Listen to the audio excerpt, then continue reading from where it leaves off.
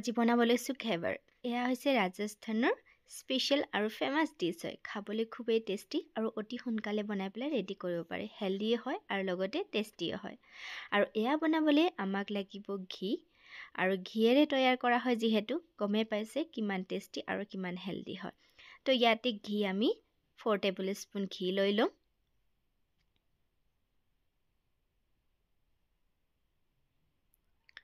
আৰু আপোনালোকে জনাবচোন কোনে কোনে ঘেৱাৰ খাই পাইছে। মই প্ৰথমবাৰ খাইছিলোঁ, ইমান ভাল লাগিছিলে খাই। তো সেইকাৰণে ভাবিলোঁ ঘৰতে ট্ৰাই কৰোঁ, বনাওঁ। আৰু এই ধৰণে আমাক কি কৰিব লাগিব, ঘিখিনি আইচেৰে এই ধৰণে ফেটি ল'ব লাগিব। মানে এনেকৈ গোল গোল গোল গোলকৈ ঘূৰাই থাকিলে কি হ'ব, ঘিৰ পৰা ক্ৰীম তৈয়াৰ হ'ব। একদম ধুনীয়া দেখিবলৈ কালাৰ চাবচোন। এয়া লাহে লাহে কালাৰ চেঞ্জ হৈ আহিছে, সেই ঘিৰ অকণমান ক্ৰীমি কালাৰ আহিছে। এয়া চাওকচোন ধুনীয়াকৈ, আৰু কি হয় ঘিখিনি চাইজতো ডাবল হৈ যায়। আৰু এয়া দেখিছে আইচটোৰে এই ধৰণে একদম কণ্টিনিউ আমাক ঘূৰাই থাকিব লাগিব কমেও 5 মিনিটমান। এয়া দেখিছে নহয় এই ধৰণে। আৰু এই কাৰণে ঘেৱৰখিনি খাবলৈ খুবেই টেষ্টি হয়। আৰু এয়া চাওক আমাৰ ঘিখিনি প্ৰায় ৰেডি হৈ গ'ল। আৰু এইখিনি এতিয়া ধুনীয়াকৈ মই বাতিটোত লৈ লওঁ। তাৰপিছত এতিয়া আমি কি কৰিম, ইয়াতে মিলাম ময়দা মই লৈছোঁ 1 কাপ। আৰু অকণমানকৈ মিলাই যাম। আৰু এই ধৰণে মিক্স কৰিম ঘিৰ লগত। আমাক ডো বনাব নালাগে, মানে ৰুটি বনাবৰ কাৰণে যে আটা মাৰে তেনেকৈ আমাক মাৰিবৰ প্ৰয়োজন নাই। বাছ মিলাই যাওক এই ধৰণে। আৰু স্কিপ নকৰিব, স্কিপ কৰিলে আপুনি বুজি নাপাব। গতিকে স্কিপ নকৰাকৈ প্লিজ ভিডিঅ'টো কণ্টিনিউ চাই থাকক। আৰু এয়া চাওক এই ধৰণে মই ধুনীয়াকৈ মিক্স কৰিছোঁ। আৰু যিখিনি বাকী আছিল সেইখিনি গোটেইখিনি ময়দা দি পেলাই এই ধৰণে মিক্স কৰি লওঁ।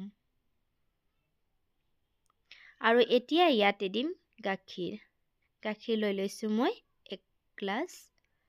এই কাৰণে কৈছোঁ যে খাবলৈ খুবেই হেল্ডি হয়, এইটো টেষ্টি হয় আৰু হেল্ডি হয় বুলি। এয়া ধুনীয়াকৈ মিক্স কৰি ল'মহি।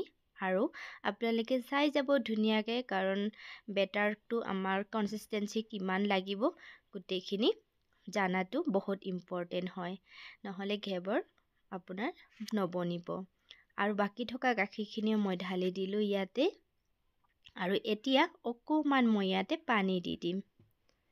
এয়া চাওক পানী দি দিছোঁ।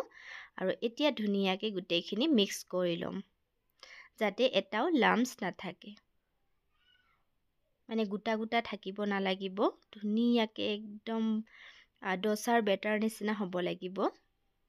এয়া দেখিছে নহয়, তাতকৈও পাতল। এয়া দেখিছে, যাতে এনেকৈ দিলে এই ধৰণে পৰি যায়। আপোনালোকে গমেই পাইছে। আৰু এইপিনে মই কেৰাহী এটাত তেল গৰম হ'বলৈ দিছোঁ। আৰু এনেকুৱা ৰাউণ্ড যদি আছে তেতিয়াহ'লে ভাল কথা, এই ধৰণে দি দিব।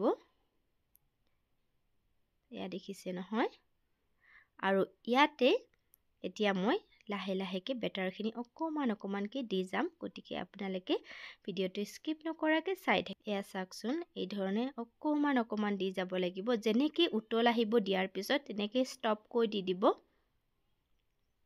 তাৰপিছত আকৌ দি দিব। আৰু ফ্লেমটো তেল গৰম হোৱাৰ পিছত মিডিয়াম ফ্লেমত ৰাখিব। আকৌ দি দিছোঁ। এই ধৰণে মাজত দি দিব, তেতিয়া কি হয় ছাইডত গুচি যাব বস্তুখিনি, বেটাৰখিনি।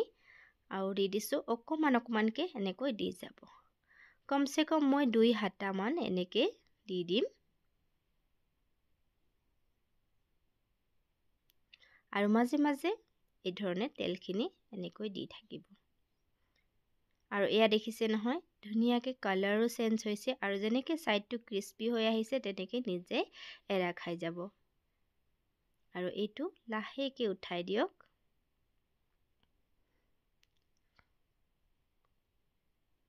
আৰু এতিয়া তেলখিনি নিগৰিবলৈ ৰাখি দিব।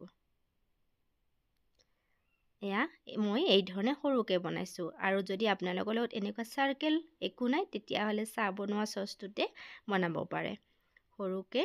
আৰু এয়া চাওক এই ধৰণে সেম প্ৰসেস কৰিব এনেকৈ দিব উতল আহিলে ষ্টপ কৰি দিব আকৌ দিব উতল আহিলে ষ্টপ কৰি দিব তেনেকৈ দি থাকিব যিমানখিনি ডাঙৰ লাগে আপোনাক সেই ধৰণে এয়া চাওক ধুনীয়াকৈ হৈছেহি মই অকমান ব্ৰাউন হ'বলৈ দি দিছোঁ তেতিয়া খাবলৈ টেষ্টি হয় আৰু ইয়াত যেটো বনাইছো দেখিবলৈ একদম বহুত ধুনীয়া হৈছে দেখিছে নহয় অকমান সাইজটো ডাঙৰ হৈছে এয়া চাওক এতিয়া আমি কি কৰিম এইটো ধুনীয়াকৈ গাৰ্নিশিং কৰিম তাৰ কাৰণে মই বনাই লৈছো ইয়াতে ৰাবৰি আৰু ৰাবৰিৰ মই ৰেচিপি দিয়া নাই যদি আপোনালোকে বিচাৰে তেতিয়াহলে কমেন্ট কৰি জনাব মই নিশ্চয় দি দিম ৰেচিপিটো আৰু এই ধৰণে মই ইয়াতে লগাই দিছো আৰু এটা কথা কিছুমানে সুগাৰ সিৰাপ ইউজ কৰে মই কিন্তু কৰা নাই কাৰণ খাই ভাল নাপাওঁ সুগাৰ সিৰাপ দি প্লাই এনেকৈ খাই বেছি ভাল লাগে টেষ্টি হয় আৰু লগতে অকমান ড্ৰাই ফ্ৰুটস